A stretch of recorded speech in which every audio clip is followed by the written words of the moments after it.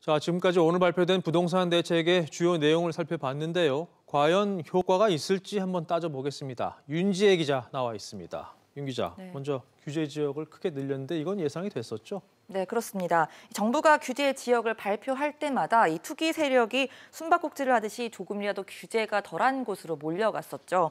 이러한 정책의 빈틈을 파고들면서 계속해서 풍선 효과를 만들어냈던 건데요. 정부가 더 강력한 대책으로 맞서겠다는 의지를 보였습니다. 개발 호재가 있는 곳은 토지를 거래할 때 허가를 받도록 하거나 전세대출 규제를 강화한 것, 모두 실수요가 아닌 갭 투자 같은 건 죄다 막겠다는 겁니다. 네, 이렇게 하면 정부 의도대로 집값이 잡힐까요? 먼저 집값이 하락할 가능성은 적어 보이고요. 다만 지금의 고공행진이 소강 상태를 맞는 정도의 효과는 나타날 것이다라는 게 전문가들의 중론입니다.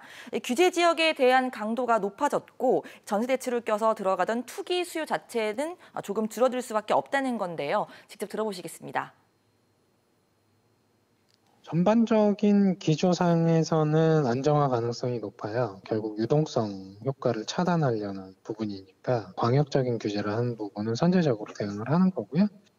그러나 집값이 잡힐 것이다. 이렇게 단정을 하긴 좀 어려울 것 같습니다. 풍선 효과는 여전히 계속될 수 있다는 의미입니다. 들어보시겠습니다.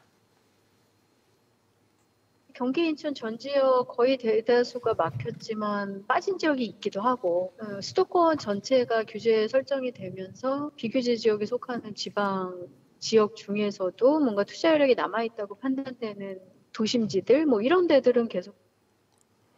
자, 갭 투자 관련해서 어떤 대책이 나올까 상당히 관심이 모아졌었는데 오늘 뚜껑을 열고 보니까 일단 대출 규제를 강화하는 쪽으로 좀 잡혔단 말입니다. 네. 그런데 여윳돈이 있는 현금 부자들은 대출을 받을 필요가 없으니까 이게 과연 실효성이 있는 대책이냐, 이게 근본적인 대책이냐 이런 얘기가 좀 나올 수 있는데 이건 어떻게 봐야 되는 건가요? 네, 말씀하신 것처럼 이 지방 소도시에 현금을 들고 몰려가는 현금 부자들, 지방의 집값을 띄울 수도 있고요. 또 최근 강남권 이른바 이 로또 청약이 벌어지자 이 고가점 무주택 현금 부자들이 대거 몰리면서 싹쓸이를 하기도 했습니다. 결국 이러한 대출 규제 제한은 현금이 많으면 적용을 하기 어렵다는 거죠. 이래서 갭 투자를 원천 차단하기는 역부족이다 이런 지적이 나오고 있습니다.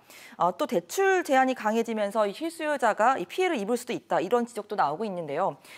자금 문제 때문에 일단 전세를 끼고 집을 샀다가 나중에 들어가는 경우도 종종 있는데 이 갭 투자라고 판단해서 막아버리게 되면 실제 실수요자들은 집을 구하기가 어려워지는 부작용도 있다는 지적입니다. 네, 그렇군요. 윤 기자 잘 들었습니다.